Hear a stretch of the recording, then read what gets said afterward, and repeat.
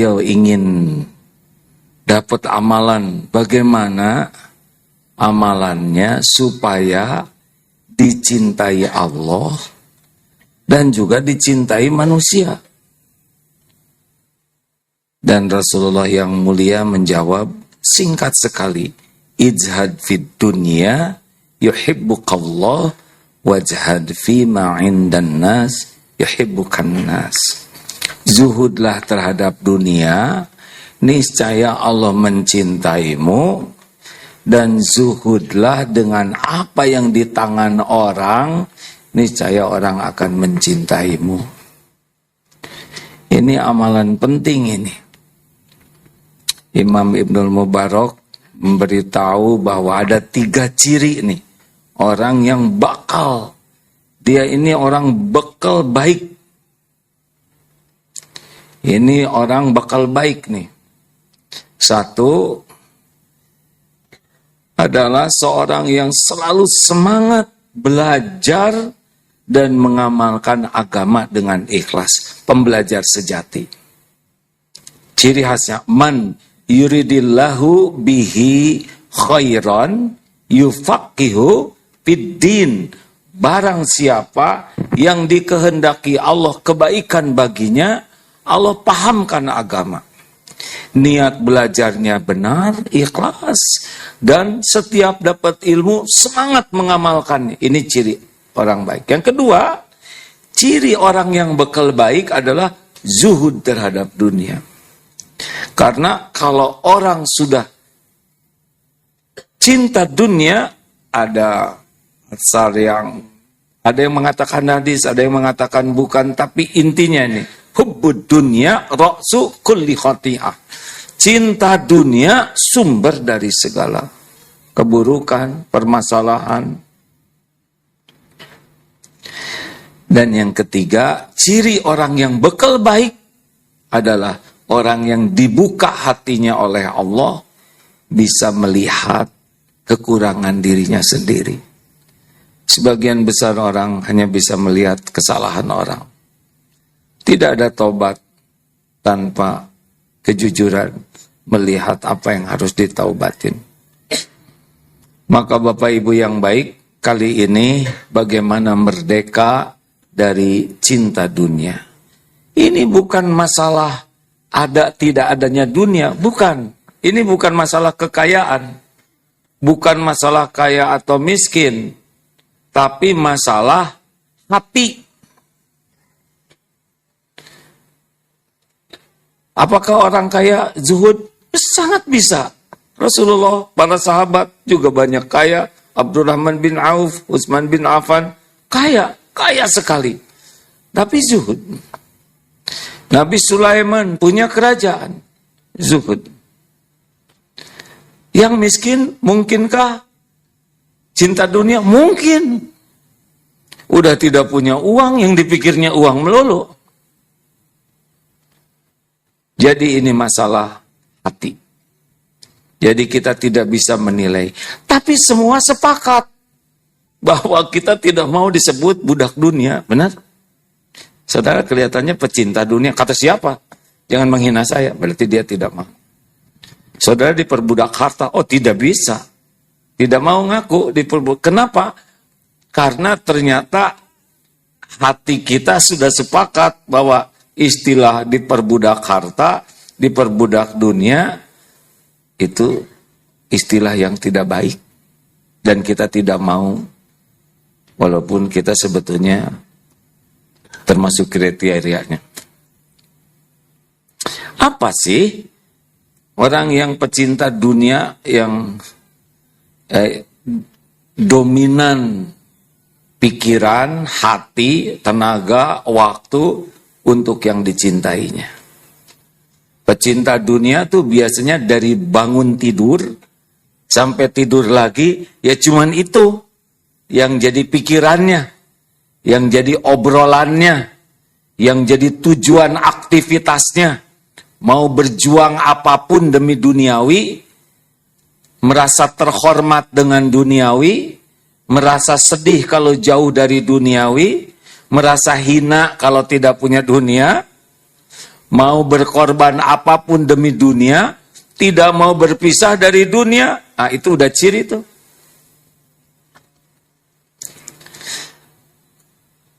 Kalau orang yang zuhud bagaimana? Ini ceramahnya akan lebih disederhanakan ya. Kita langsung solusi saja ya.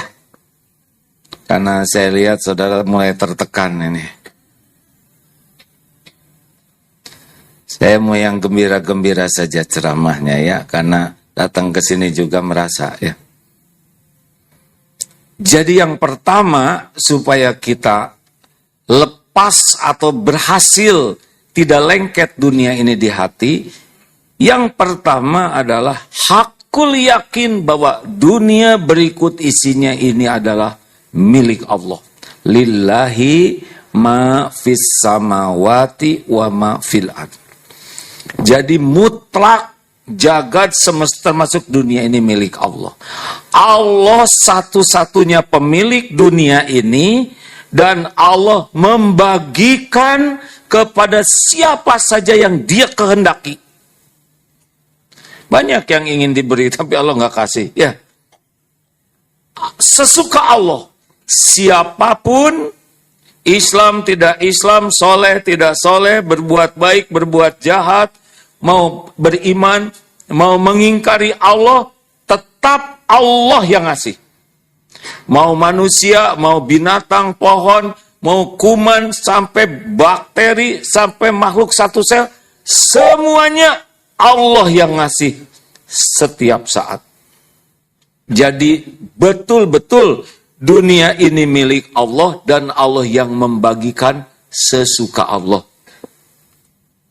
Apakah harus kerja keras? Enggak harus selalu kerja keras. Yang malas juga banyak yang kaya, ya enggak? Yang kerja keras pasti kaya? Tanya ke tukang batu. Ya. Luar biasa kerja kerasnya. Apakah harus cerdas? Yang blow on juga ada. Maaf ya, saya tidak bagus nyebut blow on ini. Tapi kurang cerdas lah. Gimana orang yang tidak cerdas bisa kaya? Kan bapaknya udah kaya. Udah gitu meninggal bapaknya, langsung kaya. Mudah bagi Allah. Jadi kalau sudah mengingat dunia berikut isi, langsung ingat Allah saja. Ini milik Allah semuanya. Allah yang membagikan sesuka Allah. Asal tidak ada, tiba-tiba jadi banyak, bisa. Gampang bagi Allah. Udah banyak, tiba-tiba jadi nggak punya apa-apa. Gampang juga bagi Allah. Tidak ada yang rumit bagi Allah untuk memberi dan mengambil. Jadi sekarang kalau udah ingat dunia, langsung ingat siapa? Allah. Kalau sudah ingin dunia, minta ke siapa? Udah enak begini. Aduh, tetangga saya beli tas. Ibu nggak usah mikirin tas tetangga. Itu pasti milik. Ibu tinggal minta ke Allah. Ya Allah, saya minta seperti yang dikasih engkau kasih ke tetangga. Sah itu permintaan. Daripada mikirin, itu dari mana tetangga punya itu. Pasti pinjam dari mertua. KW, pasti KW. Apa arti? Itu tidak menghasilkan tas. Menghasilkan dosa, dengki namanya. Kalau yakin rezeki ini milik Allah, itu sudah merdeka. Tidak ada kepemilikan, tidak ada lengket. Ini sumber kebahagiaan. Dan yang membuat kita menderita adalah milik saya. Ini harta saya, ini jerih payah saya, ini buah dari kerja keras saya, ini adalah ide saya, ini adalah perjuangan dan pengorbanan saya. Si saya, kalau dicabut nyawanya, hilang tuh saya. Dikasih error saja otaknya, ini siapa? Ke istrinya itu. Itu sekejap itu. Benar? Mana saya yang hebat-hebat? Nggak ada. Kita bisa mikir karena Allah ngasih pikiran ke kita. Kita bisa kerja keras karena Allah ngasih kekuatan dan kesehatan ke kita. Jadi, Kita harus kerja keras, kerja cerdas, kerja berkualitas, kerja tuntas, kerja ikhlas. Itu adalah amal soleh. Gak ada kait-kaitkan dengan harta. Bagi kita, terserah Allah mau dikasih berapa aja. Yang penting kerja jadi amal soleh. Yang dibawa mati kan amal. Benar? Ketemunya jadi pahala, udah ketemu, kita perbanyak amal, tambah pahala. Itulah sebetulnya yang membuat kita bahagia.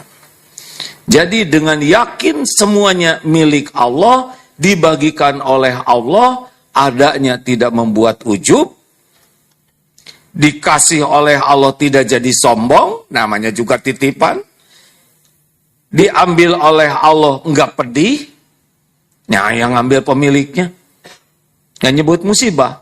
Aduh, saya ketipu musibah. Musibah tuh kalau kamu enggak bersabar. Suka-suka Allah dong. Mau ngasih, mau ngambil. Ya kan? Sekarang ada rezeki tukang tambal ban di dompet kita. Ya dimeletusin dong ban kita. Ya. Untung bukan kepala yang meletus. Kenapa berat? Kenapa berat?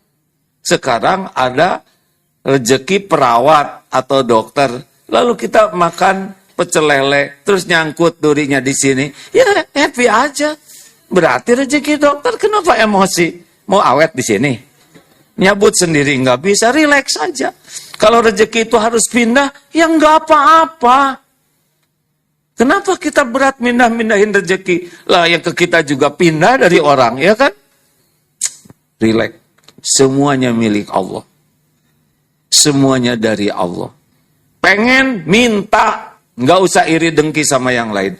Yang disebut ijhad fi wajhad fi ma'indan nas, zuhud terhadap apa yang di tangan orang, itu adalah kita tidak iri dengan apa yang Allah bagikan ke orang lain. Suka-suka Allah. Jangankan sekompleks, sekampung, seangkatan, seibu, sebapak aja, beda-beda itu rezekinya. Benar? Suka-suka Allah. Kakak lahir duluan, kerja keras. Yang punya rumah, si bungsu. Kok bisa? Kan suaminya udah punya rumah, ya. Gampang bagi Allah, nggak ribet. Dan kalau ingin, tinggal minta. Itu punya ini punya itu, sama yang ngasih ke situ, yang ngasih ke sana, yang ngasihnya sama. Siapa? Tinggal minta. Nggak usah pakai iri dengki dengan orang lain. Nggak usah sibuk, kotor hati. Enak sekali. Ya Allah, teman saya sudah bisa punya motor, saya belum minta ya Rob. Perkara dikabulkan, terserah Allah ya. Tapi yang penting udah benar tuh. Belum tentu bagus, saudara kan nggak punya tempat parkir ya. Sedang motor berkeliaran, motor orang ya. Tidak harus punya kok, seperti mau ke Mekah tidak harus beli pesawat. Yang penting nyampe. Benar? Oh, baru kepikiran ya. 2. Dunia ini bukan tujuan. Dunia ini ujian. Jadi jangan menganggap kalau punya dunia sukses. Tidak. Orang yang dikasih dunia itu adalah orang yang ujiannya berat. Rasulullah SAW lebih mengkhawatirkan dibukanya dunia daripada kemiskinan. Ujian ke lapangan itu lebih susah, hadirin. Coba kita nahan dari barang berharga, mana yang lebih berat? Ketika punya uang atau tidak punya uang? Kalau nggak punya uang kan mau nahan, mau nggak sabar gimana? Nggak ada uangnya. Punya uang, pengen beli yang mahal, itu lebih gampang ngeluarinnya dibanding yang nggak punya. Yang nggak punya ya namanya sabar kepaksa. Nggak sabar juga nggak kebeli. Ini kan sudah pernah dibahas, mana ujian yang lebih berat? Kesenangan atau kesusahan? Kesenangan. Kok berat? Kenapa berat? Karena lebih mudah melupakan Allah. Yang paling sederhana naik pesawat, lancar, kelas bisnis, susah ingat ke Allahnya. Nonton video karena gede TV-nya. Jarang pakai zikir. Tapi semua kompak zikir ketika ada Allahu Akbar, ya Allah. Yang jarang zikir juga zikir. Ya kan? Pernah lihat video gempa? Coba dengerin suaranya. Ya Allah, bahkan di gereja aja katanya ketika ada gempa, Allahu Akbar, Allahu Akbar. Ya, susah mungkin pakai bahasa yang lain ya. Dikasih kesusahan mah gampang deket ke Allah. Makanya kalau bisnis dibuka oleh Allah, jangan merasa ini lagi diberi kesuksesan, tapi diberi cobaan yang besar. Makin besar bisnis, makin menggurita. Kalau tidak hati-hati, makin habis itu waktu kita. Sholat jadi termasuk yang 6 ini. Sudah dengar belum ciri pecinta dunia sholatnya? Kalau sudah, kalau belum harus jelas hadirin. Saya kan lupa. Fawailul lil musallin alladzina hum an sholatihim sahun. Apa artinya? Nah, keunggulan kita adalah perlu ditingkatkan keunggulannya. Dari unggul hafal menjadi unggul mengerti dan unggul mengamalkan. Itu teh cilaka, fawailul itu ada 2 makna. Celaka lah binasalah orang yang sholat, yaitu orang-orang yang sholatnya lalai dalam sholatnya. Atau bagian dari salah satu neraka wail. Itu sholat dia. Cirinya 6, ini pecinta dunia nih biasanya yang begini. Kalau udah sholat 6 cirinya. 1, berat dan malas, beban sholat. Udah sholat lagi. Baru juga duhur. Kayaknya tertekan gitu kalau udah waktu sholat itu. Dan malas, berat kalau udah mau sholat. Ciri pertamanya itu, pecinta dunia. Yang kedua, riya. Dia sholat kalau dilihat orang. Atau untuk dilihat orang. Pak, sholat dulu lah ya, sholat. Kalau nggak ada orang, nyaris nggak sholat. Atau kalaupun sholat, yang ketiga nih cirinya, selalu senang ditunda dan diakhirkan. Supaya akrab, duhur dan asar, maghrib dan isya, atau isya dan subuh. Ini ngeriin ya. Selalu ada aja alasan. Entar. Padahal amalan yang paling dicintai Allah, as-sholatu ala waktiha. Sholat tepat pada waktunya. Telat makan jadi masalah, telat tidur jadi masalah, telat makan obat jadi masalah, telat ngantor jadi masalah, telat bayar pinjol jadi masalah. Apalagi telat sholat. Mikir. Untung saya tepat waktu sekarang. Iya. 4. Tergesa-gesa. Gesit, tangkas sholatnya. Sujudnya itu seperti ayam matuk.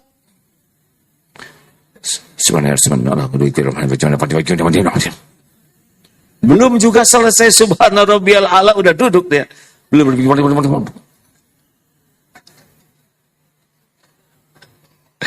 Ada yang ketawanya menjiwai.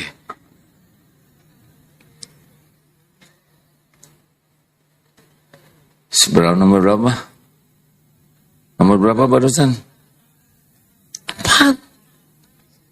Harusnya udah 5. Ya sudahlah. Asal saudara bahagia saya setuju.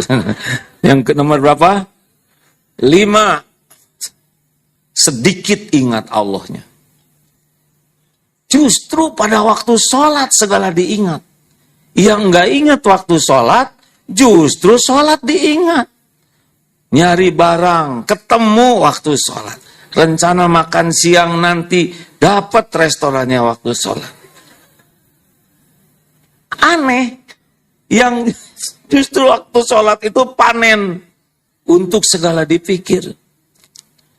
Padahal wa aqimis sholah lidzikri, dan dirikanlah sholat untuk mengingatku. Ciri orang munafik itu sedikit sekali ingat sholatnya. Dan yang keenam adalah malas berjamaah.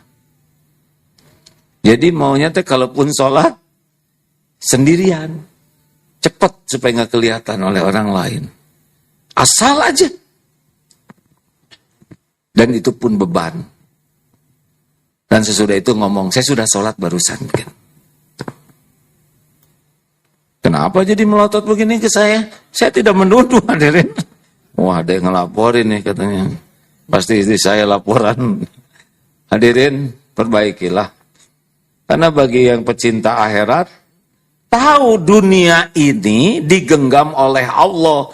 Kalau sholat kita bagus, maka urusan dunia kita diperbagus oleh Allah. Hidup ini kan nunggu waktu sholat. Subuh nunggu duhur, duhur nunggu asar. Kita kan lagi nunggu waktu sholat. Dari sholat ke sholat, kita isi dengan amal soleh lainnya. Nyari ilmu, dagang, kerja, ngurus keluarga. Semuanya itu amal soleh. Dan akan dimudahkan oleh Allah kalau sholatnya bagus. Tapi rapat ini gak bisa ninggalin. Ada tadi pertanyaan, gimana kalau sedang rapat saya gak bisa ninggalin? Ya biasa begitu. Bagi yang lupa ke Allah, seakan-akan rapat itu yang menentukan. Mau jungkir balik sampai jeding, dower, rapat. Kalau oleh Allah dibikin bangkrut, mau bangkrut weh. Emang rapat menentukan segalanya? Tidak. Rapat itu ikhtiar saja. Amal soleh. Kalau niatnya benar, caranya benar. Makanya kalau saudara mimpin rapat, jangan sampai nabrak waktu sholat. Hadirin, semua urusan itu dalam kekuasaan Allah. Apapun yang kita putuskan, kalau Allah tidak ridho, nggak ada manfaatnya. Ayo kita sholat dulu. Tapi ini penting, Pak. Iya, apalagi penting. Kita lebih memerlukan pertolongan Allah. Kenapa ke toilet berani? Maaf, Pak, saya mau ke WC. Ke WC berani ngomong. Dan diizinkan meninggalkan rapat. Dan enggak mau dia di sana, ya. Kenapa? Sholat kita nggak berani. Tapi ini bos saya ini memang rada alergi kepada, ya sudahlah kalau saudara nggak berani ngomong sholat, izin ke belakang Pak. Dah ke belakang muter, di depan ada masjid ya. Sholat hadirin. Tentu saja ada yang darurat, seperti lagi nyabut gigi. Ya Allah sholat, sabar. Ini bukan urusan duniawi. Urusan atau lagi melahirkan, tahan ya. Ada yang memang diizinkan oleh Allah. Makanya diberi speleng waktu. Pecinta dunia tidak punya waktu untuk belajar agama. Gimana coba bayangkan ya. Kita hidup di dunia. Allah menciptakan kita di dunia. Lalu Allah memberitahu panduannya. Diturunkanlah Quran. Supaya kita mengerti bagaimana siapa pencipta kita, harus bagaimana di dunia ini supaya bahagia, apa yang jangan dilakukan supaya tidak celaka, dan kita harus tahu konsekuensinya. Kalau taat apa, kalau tidak taat apa, ada panduannya. Kemudian Allah utus nabinya, real, nyata. Manusia yang jadi tauladan. Orang yang mengenal Tuhannya, mengenal panduan hidup, dan hidup terpandu. Udah jelas itu. Bagaimana kesuksesannya, benar? Sekarang kita hidup. Tidak pernah belajar agama sama sekali. Tidak baca Quran. Kalaupun baca Quran, tidak berusaha memahami artinya. Terus kita ngapain aja di dunia ini selain ngarang? Halo? Kan ngarang kita ini. Sok gaya. Jangan gitu. Ngarang. Enggak gitu. Bahagia tuh tawadu. Bukan petantang petenteng. Dikit-dikit marah. Sepertinya wibawa. Salah, itu mah Abu Jahal. Justru kalau menurut panduan itu menahan amarah. Saya sakit hati saya. Perih hati saya. Itu panduan dari siapa? Panduan dari Quran itu wal'afina 'anin nas, memaafkan. Ngarang. Makanya stres juga. Ya. Halo? Untung tapi kenapa orang itu sering baca Quran, tapi kok kelakuannya kelihatannya susah berubah? Selagi baca Quran, insya Allah beliau dapat kebaikan kalau ikhlas. Minimal tidak melakukan keburukan, benar? Tapi kenapa kok perilakunya masih tetap pemarah, emosional, dan kata-katanya nggak enak, nggak cocok? Berarti beliau belum membaca arti Al-Quran. Kan beda membaca Quran dengan memahami artinya. Coba pertanyaan ini standar. Al-Quran diturunkan oleh Allah untuk apa? Untuk diapakan? Jawab hadirin, mumpung sederhana pertanyaannya. Saya tidak boleh jengkel ya, karena dilarang marah.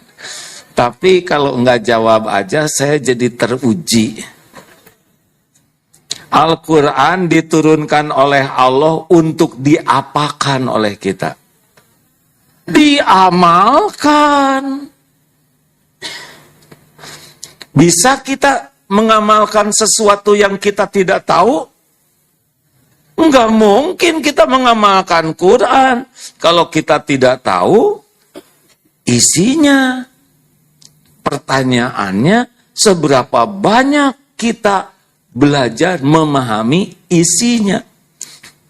Ini sudah baik tren di Indonesia sekarang ya, senang belajar Quran.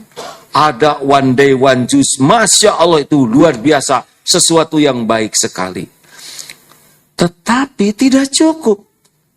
Kita belajar tahsin, makhraj dan tajwid untuk apa? Jawab hadirin. Kenapa kita belajar tahsin, makhraj, tajwid? Untuk apa? Supaya bacaan Qur'annya benar. Bacaan Quran benar supaya apa?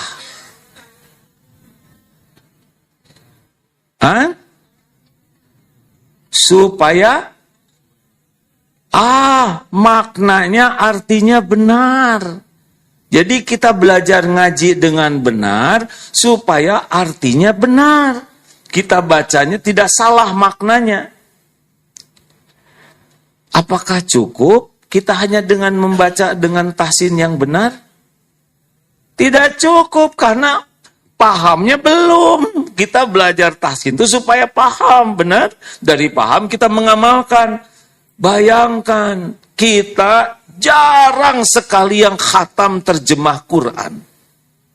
Benar atau benar?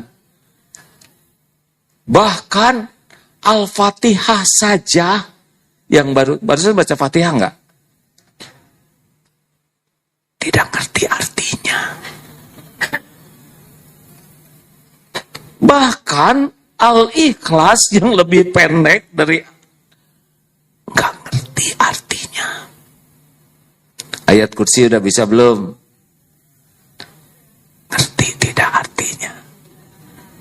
Ada yang mengatakan makanya saudara tetap ditipu setan. Karena setannya juga tahu kamu nggak ngerti artinya katanya. Ini masalah kita Pak. Karena kita dunia. Sampai kita lupa untuk akrab memahami panduan hidup kita. Ini serius Pak, Bu. Kan ada yang suami komplain tuh, istri saya tuh rajin pengajian kayak makan obat 3 kali sehari, tapi yang berubah drastis itu hanya seragamnya kan. Yang meningkat tuh cuma cicilannya. Kenapa? Mungkin gak ada waktu untuk memahami. Padahal urgen bagi kita memahami panduan. Qadarullah sekarang kita ada di zaman teknologi. Dulu yang pegang Quran tuh cuman kiai, ulama, benar? Orang ustadz yang wah udah gimana lah. Sekarang nih kita pegang Quran semuanya. Di sini ada nih yang gak sholat juga ada tuh. Masalahnya dibuka tidak. Pecinta dunia enggak ada waktu untuk buka Quran. Padahal urgen atuh. Kalau enggak pakai buku panduan enggak bisa. Ciri kita cinta dunia adalah enggak pernah punya waktu khusus. Hanya sisa waktu tuh. Mau tidur, susah tidur. Baca Quran, gitu. Hanya dipakai obat tidur. Bukan obat hidup. Mikir kalau mau. Benar juga ya. Memang benar, masa saya ngomong ngaco. Qadarullah, salah satu yang disukai dari medsos adalah cerita tentang mu'alaf. Rata-rata mu'alaf tuh jadi Islam syariatnya 2. Banyak. 1, membaca terjemah Quran. Dan yang kedua, ketemu orang Islam yang mulia akhlaknya. Ada yang seminggu khatam Quran dan langsung syahadat. Dari anti-Islam jadi terpesona karena membaca Al-Quran. Di internet, bukan bahasa Arabnya, terjemahnya. Hati-hati hadirin, salah satu ciri kita pecinta dunia adalah tidak pernah punya waktu yang serius untuk mengenal petunjuk dari Allah. Sini segala dibaca, artis, nikah, DNA dibaca.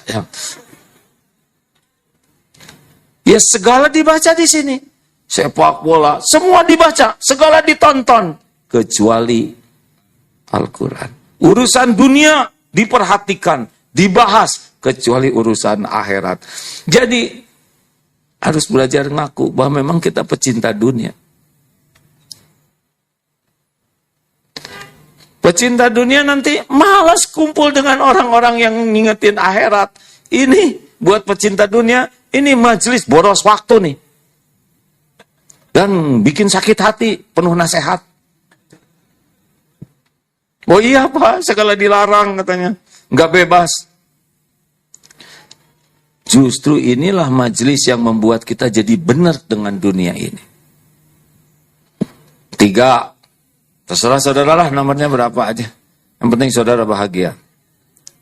Apalagi yang bisa membuat kita.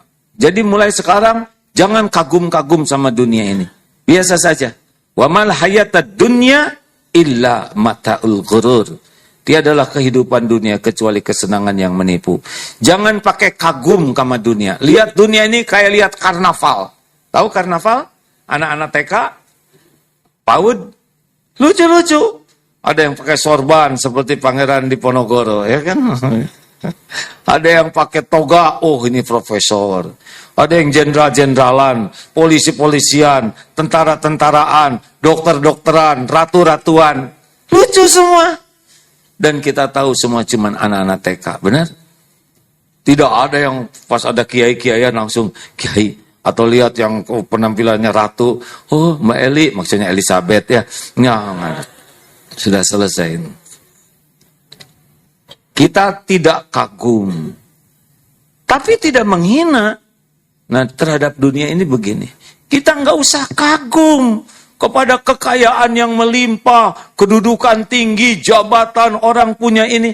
Itu semuanya milik Allah. Cuman kamu hamba Allah lagi dikasih casing ini. Kamu dikasih casing jenderal. Kamu casing menteri beberapa waktu ya. Nanti sebelum itu ditangkap. Ini casing ini.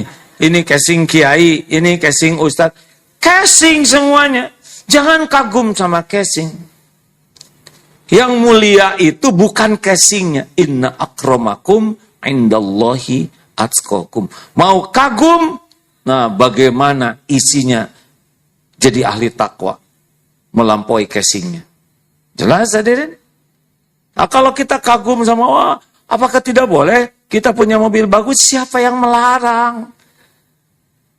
Saudara senang sama mobil bagus, ya enggak, wajar. Tinggal kebeli atau tidak itu kan masalahnya. Hadirin, makin mahal, makin bagus, sebetulnya makin nyiksa kalau belum sampai cinta akhirat. Karena kalau cinta dunia, kegores aja seperti disembelih dia, Pak. Iya, Pak. Ada anaknya ditabok gara-gara ngegores. Dia lebih sayang kepada cat daripada ke anaknya.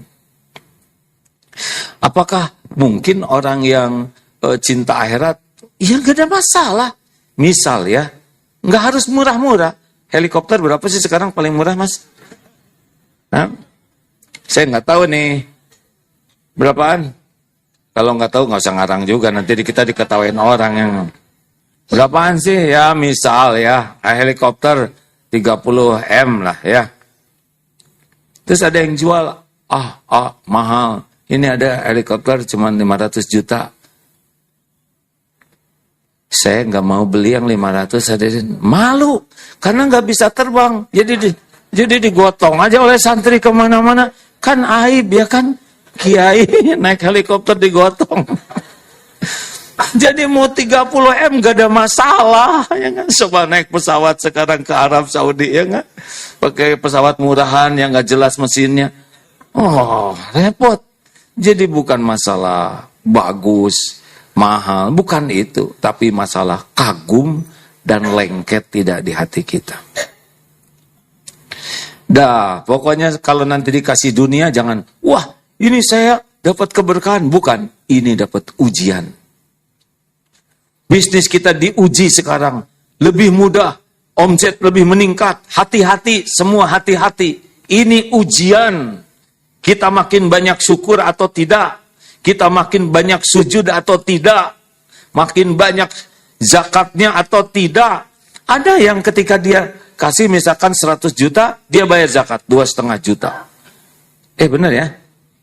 Terus naik 1 M. Harusnya berapa? 25 ya? Tapi dia, janganlah 20 aja. Udah mulai nyuri dia. Kasih 10 M, artinya 250 ya. Tapi ya 100 lah, 200 udah cukup. Dia udah mulai nyuri 50 juta hak.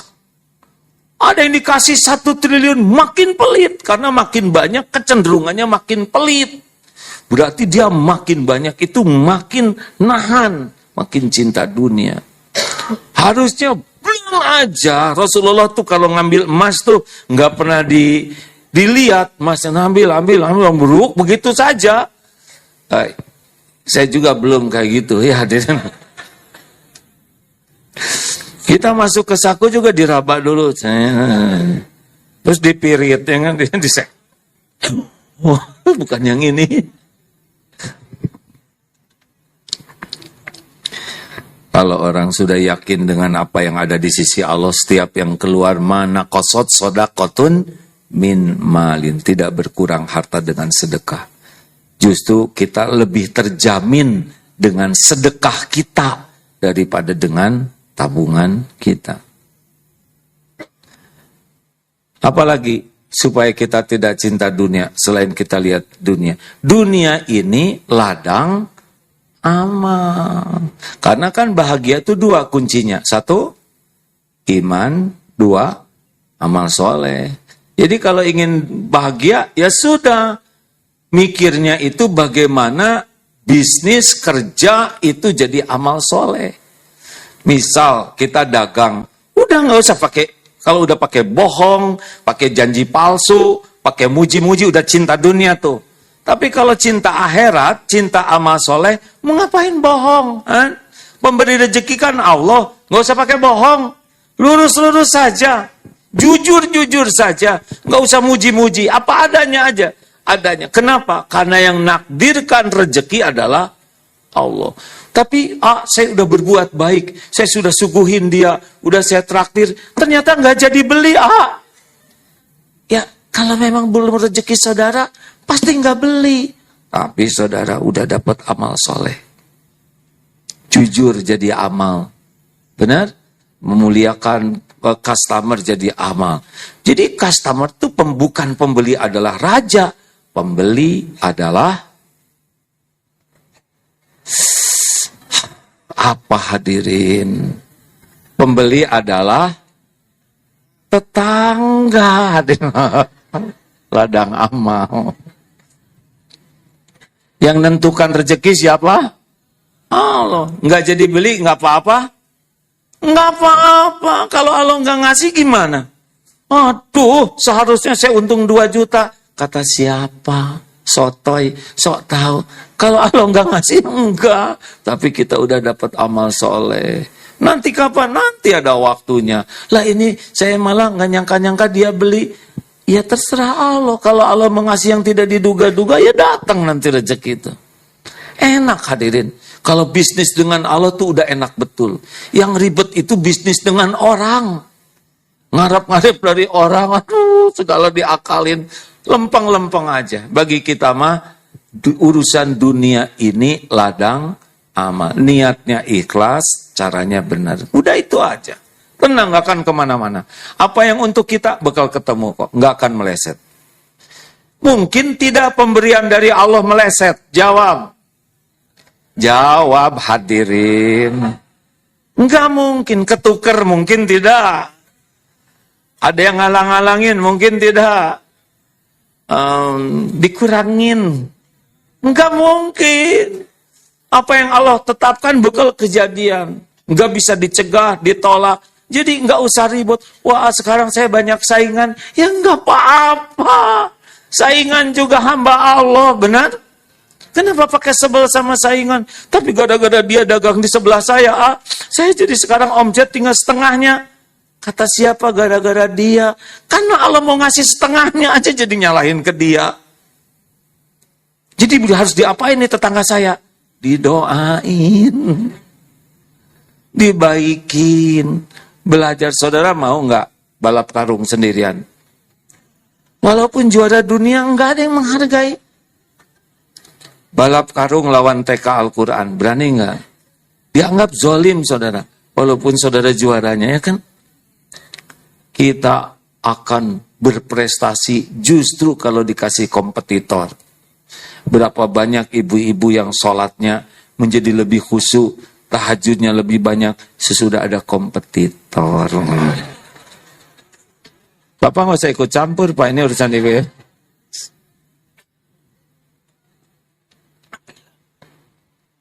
Alhamdulillah. Udah habis segitu? Dah pokoknya ladang amal. Niat aja yang lempeng ya. Dunia mah tenang aja. Gak akan kemana-mana kok. Satu-satunya yang menguasai rezeki adalah Allah. Nggak usah pakai licik-licikan, nggak usah pakai tipu-tipuan, nggak usah pakai ngurang-ngurangin timbangan, nggak usah muji-muji jualan berlebihan, apa adanya aja.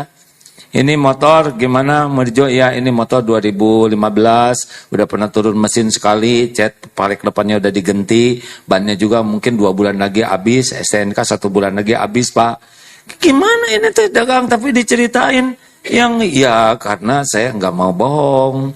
Memang gimana ada orang mau beli? Oh Pak, yang nakdirkan beli itu Allah yang maha mendengar. Saya bicara jujur karena bagi saya dagang itu amal soleh. Luar biasa deh. Baru sekarang saya lihat pemuda sejujur ini. Adek ngomong-ngomong sudah punya istri belum?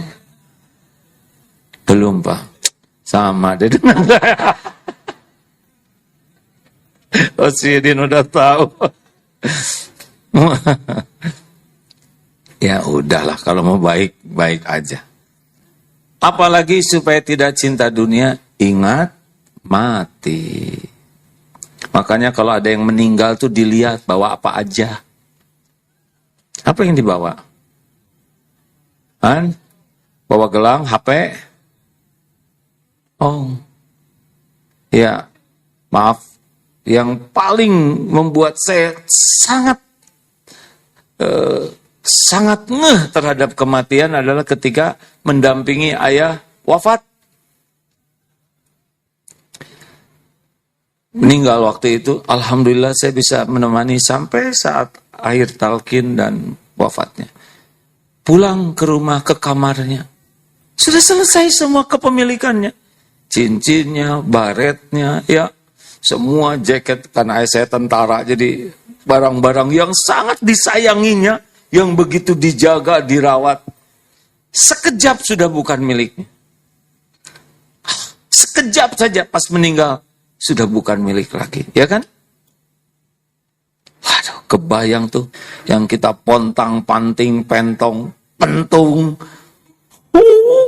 pagi, siang, malam, nggak ada baca Quran, sholat lewat, tahajud lewat, ngaji, cari ilmu lewat, silaturahim lewat, semuanya bisnis tanpa jelas niatnya.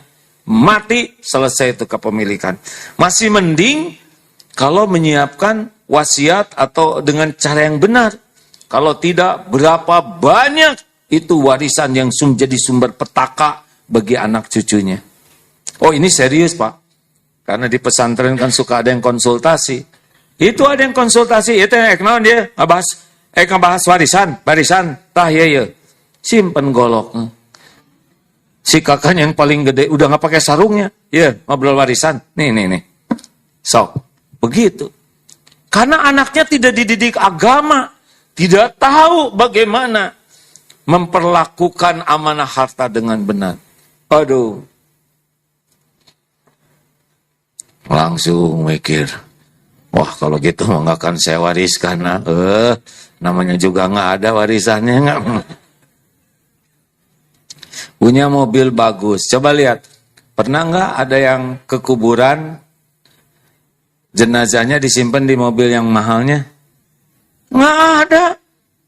Keranda, Pak. Sekitar, nggak sampai sejutaan mungkin keranda ya. Keranda disimpan di mobil jenazah. Lah mobil yang mahal, yang make supir, tetangga, temen ya. Jenazah begitu. Selesai, Pak. Dunia tuh. Sehebat-hebatnya kita dikagumi, sebentar kalau udah meninggal Pak, nama kita aja udah nggak ada. Nggak ada. Coba kalau nanti AA meninggal misalkan, mana AA di mana? Udah nggak ada. Jenazah di mana? Gitu. Ibu jangan sok cinta ya ke istri, ke suami ya. Suamiku. Sok. Ibu sayang sama suami kan? Iya. Kalau gitu sekarang jenazah disimpan di kamar bersama ibu 2 malam ya. Kami kunci dari luar. Nggak akan mau. Ya, saya tidak menafikan cinta. Tapi beda kalau kita udah mati teh. Benar? Benar tidak? Ini CEO terbaik. Dia presiden direktur yang paling berjasa. Kita simpan di ruang rapat aja jenazahnya. Nggak ada yang rapat pasti. Mau gimana? Ha? Udahlah. Jangan habis-habisan dunia ini. Benar? Dunia ini bekerja tuh untuk bahagia, hadirin. Bukan untuk bertengkar. Bukan untuk musuh-musuhan. Bukan untuk saling menyakiti. Mau ngapain? Dunia ini nggak worth it sama sekali. Untuk membuat kita busuk hati. Benar? Hei, setuju tidak? Masih ingat ceramah yang bulan lalu tentang kakek-kakek yang sehat, segar? Masih ingat tidak? Coba kalau ingat, diingat-ingat aja supaya efisien. Karena ada yang usia 70 tahun, sehat, segar sekali. Kakek ini apa sih rahasianya? Usia 70 tahun, sehat, segar, fresh. Rahasia saya cuma satu. Apa kek? Saya tidak suka bertengkar. Saya tidak suka berargue, berdebat kusir. Oh iya? Jadi kakek cuma itu aja rahasianya? Nggak mungkin. Kayak masa cuma begitu? Saya setuju dengan saudara. Gitu, beres. Dia memang agak lambat sedikit. Nggak apa-apa. Wah, masa dengan begitu? Oh ya, saya setuju. Beres. Mau ngapain bertengkar ya nggak? Bu, Pak, Kata istri, "Pak, jadi suami itu dong yang benar, Pak. Makin tua tuh harus makin bijaksana. Bapak mengaji dari dulu nggak naik-naik, cuman ina atau ina. Ke masjid jarang, ayo dong, Pak." Saya setuju, Bu. Saya sependapat dengan Ibu. Selesai. Jadi bertengkarnya di mana? Bu, ayo dong, Bu, tingkatkan. Ibu ke pengajian tuh jangan cuman ganti-ganti seragam aja, tapi akhlak menimpa. Saya setuju, Pak. Beres. Iya kan? Ada kakek-kakek umur 80 tahun. Kakek segar sekali, fresh. Apa rahasianya? 2. Apa 2, Kek? 1, saya tidak mau marah, kecuali untuk urusan penting. Yang kedua, ternyata duniawi ini nggak ada yang penting. Selesai. Mau ngapain, Pak? Dunia yang nggak ada apa-apanya ini membuat kita bertengkar dengan tetangga seperti yang nyiram air kencing itu, ya kan? Mau ngapain, kan? Mau ngapain? Dunia ini cuma ladang amal. Hidup ini untuk bahagia, bukan untuk menderita. Bahagia itu bukan untuk sesuatu yang selalu cocok dengan keinginan kita, tapi bahagia itu menyikapi segala kejadian, membuat kita jadi dekat dengan Allah dan jadi amal soleh. Bahagia itu kalau jadi nambah iman dan nambah amal soleh. Itulah urusan dunia. Kita baru bahagia kalau duniawi ini bisa meningkatkan iman dan amal soleh kita. Masya Allah. Terima kasih. Ini jam kantor nih. Teman-teman yang kantor, ayo kantor sana. Jangan sampai tenang-tenang di sini, nanti disomasi oleh kantor. Alhamdulillah. Kan? Kata siapa nggak penting. Ini penafsiran yang salah. Ngantor itu penting. Ngantor itu amal soleh, hadirin. Cilaka saya, hadirin. Ya Allah, ayo saudara rapat. Gak penting, kata A. Saudara, ini kurang cerdas sih bahayanya. Artinya urusan dunia ini harus membuat kita makin yakin ke Allah dan makin jadi amal soleh. Itu intinya. Nah, kita pasti mati, betul tidak? Mau dibawa kemana? Giliran ngaku-ngaku aja. Itu rumah saya, itu aset saya sama saya mau kemana saya? Ya, udah dikubur, nanti yang lain yang ngaku-ngaku. Betul tidak? Cuman merasa punya saya. Aslinya enggak. Maka berlombalah jadi amal soleh, ya. Terima kasih hadirin sekalian. Cukup? Ini teh nggak pada ngantor apa?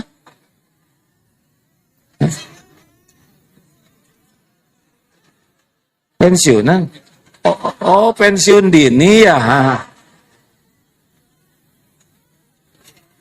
Baik, sambil sedekah untuk tes cinta dunia atau tidak, ya.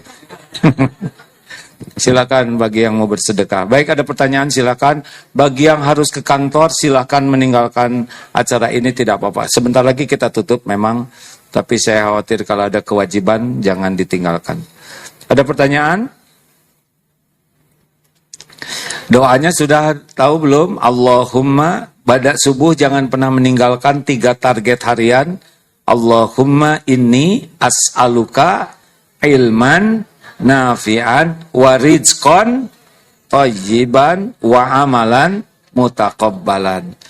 Jadi, Bu, Pak, kunci bahagia itu bukan dari banyak, tapi dari cukup dan qanaah. Qad aflaha man aslama wa ruziqa kafafan wa qana'ahullahu bima ata. Amat sangat bahagia, beruntung orang yang Islam diberi hidayah pasrah, cukup rezekinya dan puas dengan yang Allah berikan. Jadi bahagia itu pada puas dengan yang ada, ya. Ibu, saya anjurkan jangan memaksakan diri membeli tas herpes, ya. Karena itu sejenis penyakit, ya.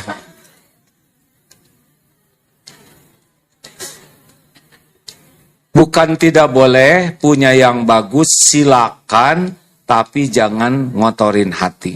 Jangan merasa mulia, jangan merasa hebat gara-gara punya mobil bagus. Karena mobil bagus cuman kaleng, kaca, besi, karet, plastik, kulit, cuman gitu. Betul tidak? Kita bersyukur kepada Allah dititipi mobil bagus. Nabi Muhammad juga kudanya bagus. Kalau kudanya kurang sehat, mungkin kurang bisa manfaat. Bagaimana? Apakah punya rumah bagus? Boleh? Boleh. Tapi jangan merasa paling mulia, paling sukses, paling hebat, gara-gara punya rumah. Tuh buktinya Istana Negara, Belanda datang. Udah beres. Istana awet, betul? Datang Jepang. Ada. Begitulah giliran. Meninggalkan semuanya. Jadi syukuri aja. Kalau Allah ngasih banyak, ngasih lebih, syukuri tanpa harus merasa lebih mulia dari orang lain. Bonus? Ada pertanyaan? Ya Pak, terakhir ya.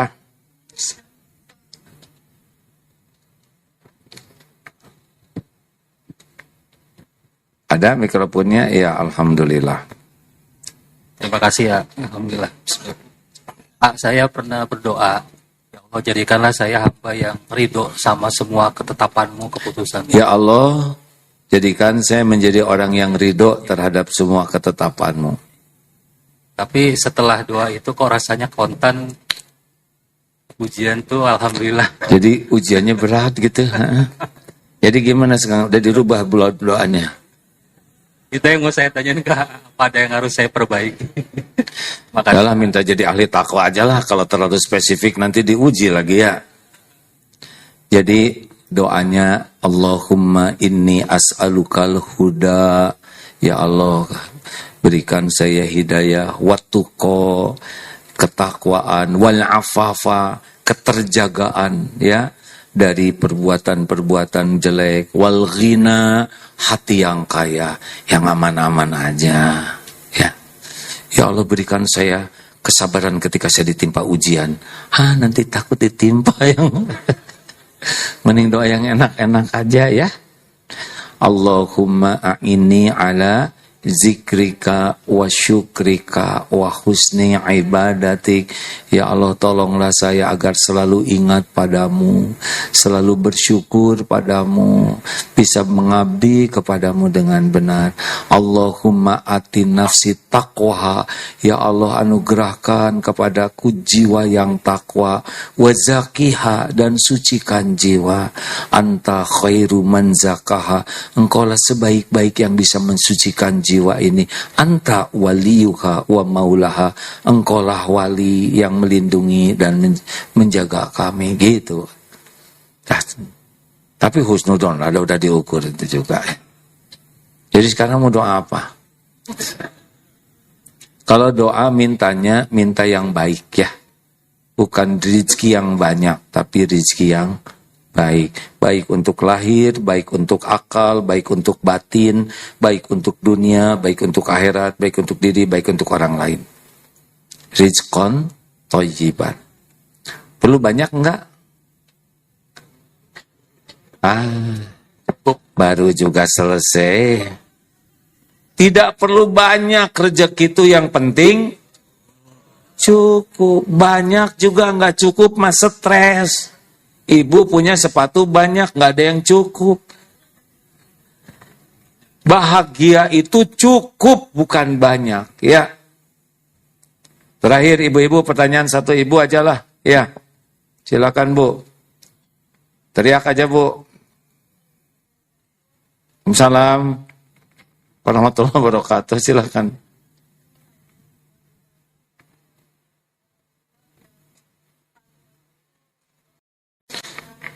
Bagaimana menyikapi orang tua yang kalimatnya rada kurang enak gitu ya?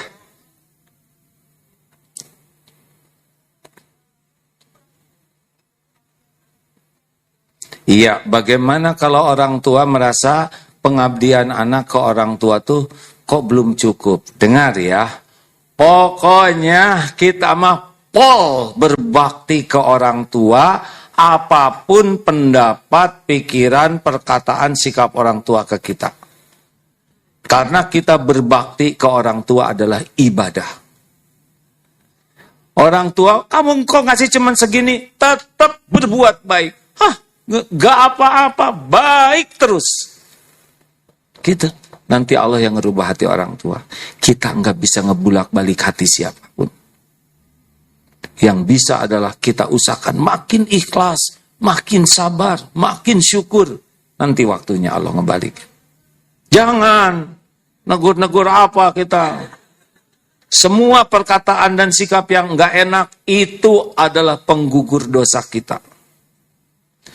Jangan negur, makin nggak enak nanti. Karena negur yang baik itu kalau hati kitanya udah bersih. Bu jangan ngomong gitu dong. Oh, jangan. Iya bu, insya Allah doa. Gitu, termasuk ke mertua. Jangan meremehkan mertua. Ya, walaupun sikap mertua nggak baik aja. Karena bagi kita baik ke orang tua dan mertua adalah amal soleh. Kita nggak bisa ibu mau ngomong apa aja ke orang tua, nggak bisa ngebulak balik hati. Yang ngebulak balik hati itu Allah dan hadiah bagi anak yang ikhlas dalam memuliakan orang tuanya. Nggak seberapa permintaan orang tua dibanding nyusahinnya kita waktu dulu, benar? Begitu? Pokoknya harus baik ke orang tua. Dan baiknya kita ke orang tua bukan supaya orang tua menghargai kebaikan kita. Bukan. Dalilnya apa? Al-Baqarah 195. Wa ahsinu innallaha yuhibbul muhsinin. Dan berbuat baiklah kalian karena Allah mencintai orang yang berbuat baik. Termasuk kita sebagai orang tua ke anak. Apakah kita berbuat baik ke anak supaya anak berbakti ke kita? Bukan. Kita harus ngajarin anak berbakti. Tapi kita baik ke anak sebagai amal soleh kita. Sampai kapan kita berbuat baik ke anak? Sampai kita mati. Karena amal soleh. Benar? Tapi anak saya nggak menghargai, gak apa-apa. Terus kita berbuat baik. Nggak ada berhentinya. Terus keluarkan doa terbaik. Kalau kita sakit, itu karena dosa-dosa kita. Terus saja. Sama, Bu. Ibu ke suami. Bukan supaya suami jatuh cinta ke ibu. Jangan.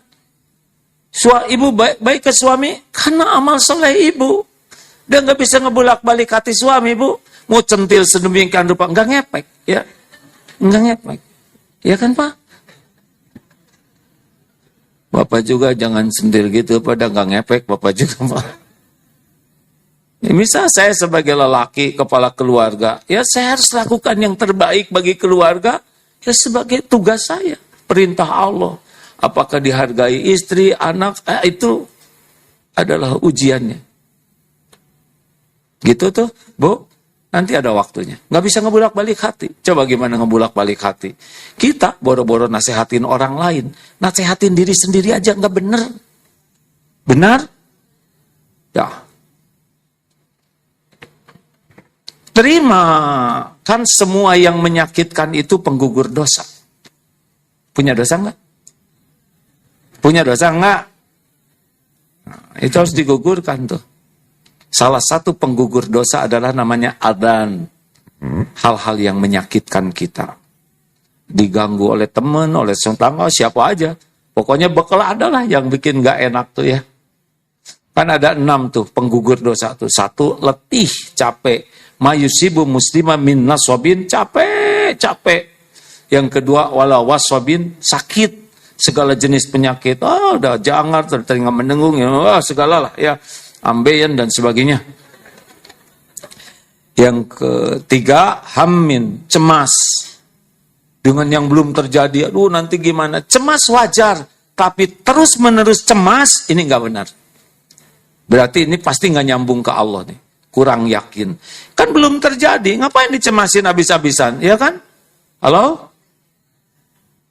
Cemas wajar, tapi terus-terusan cemas, tidak wajar, berarti kurang iman ini. Tinggal pasrahin ke Allah, kan belum terjadi. Mau ngapain kita nyiksa diri sekarang dengan yang belum terjadi? Pertama mah belum tentu terjadi, yang kedua belum tentu ada umur, ya. Dan ternyata yang terjadi teh nggak cocok dengan kecemasan kita, kan rugi. Cemasnya duluan, tapi nggak kejadian.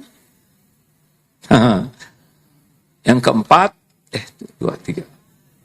Sedih dengan yang sudah terjadi. Kan ada yang hobinya tuh nyiksa diri dengan ngungkit-ngungkit yang bikin sedih. Aneh. Dulu ya, waktu saya punya mobil, sekarang udah hilang. Sedih. Itu. Kan ada. Dia tuh nyakitin saya 12 tahun yang lalu. Allah, udah lama.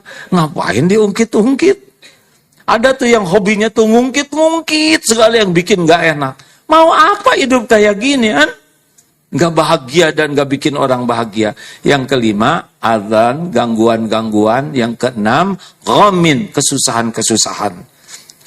Bonusnya, hatta syaukati yusyakuha, hingga tertusuk duri sekalipun, illa kafarallahu biha min khotoyah. Kecuali Allah menghapuskan kesalahan-kesalahan.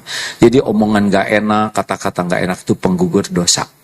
Mau digugurkan gak dosanya? Ya siap-siap aja. Ya gak apa-apa, gak bahaya kok. Kita sakit hati itu karena kita ingin dihormati, ingin dihargai, ingin dibalas budi. Itu yang bikin kita menderita. Berharap dari makhluk. Kalau berharap dari Allah, ringan. Kalau berharap dari makhluk, GTA, galau tiada akhir. Liwe, lirwae. Terima kasih kakek-kakek dan nenek-nenek sekalian. Itu doa panjang umur ya. Mudah-mudahan ada manfaatnya. Mudah-mudahan kita bisa umroh bareng ya. Tinggal minta. Aduh gimana? Tinggal minta ke Allah ya. Minta. Al-Baqarah 186 tuh nanti buka dalilnya ya. Wa idza sa'alaka ibadi anni fa inni qarib. Apabila hamba-hambaku bertanya kepadamu wahai Muhammad tentang aku, katakan aku adalah dekat. Ujibu da'wata da'i idza da'an. Aku mengabulkan doa orang-orang yang berdoa apabila berdoa kepadaku. Falyastajibuli falyu'minu bi la'allahum yarsyudun. Maka patuh ajalah dengan apa yang Allah suruh dan yakin kepada Allah agar senantiasa dalam kebenaran. Allahumma sholli ala sayyidina Muhammadin wa ala alihi wa ashabihi ajma'in. Alhamdulillahi rabbil alamin. Ya Allah, ya Hayyu, ya Qayyum, ya Arhamar Rahimin. Terima kasih ya Allah. Engkaulah yang menakdirkan kami berkumpul di rumah-Mu ini. Ya Allah, ampuni seluruh dosa kami ya Rabb. Sebanyak apapun dosa dan maksiat kami. Ampuni ya Allah sekelam apapun masa lalu kami. Sehitam apapun kehidupan yang pernah kami jalani. Ampuni ya Allah dosa yang tidak sengaja. Dosa yang sengaja. Ampuni maksiat yang terang-terangan, maksiat yang sembunyi-sembunyi. Ampuni ya Allah dosa yang berulang-ulang, padahal kami tahu itu dosa. Allahumma ja'alna minat tawwabin wa ja'alna minal mutatahhirin wa ja'alna min ibadikas sholihin. Allahumma ighfir lana wa liwalidina warhamhum kama rabbawna shighara. Ya Allah, ampuni dosa kami kepada orang tua. Ampuni dan sayangi orang tua kami, ya Allah. Berkahi dan muliakan sisa umurnya. Jadikan kami anak yang tahu balas budi. Rabbana hablana min azwajina wa dhurriyyatina qurrata a'yun waj'alna lil muttaqina imama. Ya Allah, berkahi keluarga kami. Jadikan pendamping hidup kami yang menguatkan iman kami, meneguhkan akhlak kami, ya Allah. Titipkan keturunan yang soleh, solehah, hafiz, hafizah, yang berakhlakul karimah, lindungi dari bala fitnah wal musibah. Ya Allah, jadikan siapapun yang hadir menjadi hamba yang Engkau berkahi. Jangan biarkan ada pun yang hadir kecuali Engkau ampuni. Jangan biarkan yang berhutang kecuali Engkau lunasi. Jangan biarkan satu pun yang sakit kecuali Engkau sembuhkan ya Syafi. Jangan biarkan satu pun yang berhajat kecuali Engkau mudahkan dan Engkau kabulkan. Allahumma yassir lana umurana wasrah sudurana wa nawwir qulubana. Rabbana atina fid dunya hasanah wa fil akhirati hasanah wa qina adzabannar. Subhana rabbika rabbil izzati amma yasifun. Wassalamun alal mursalin walhamdulillah. Semoga kita semua husnul khotimah.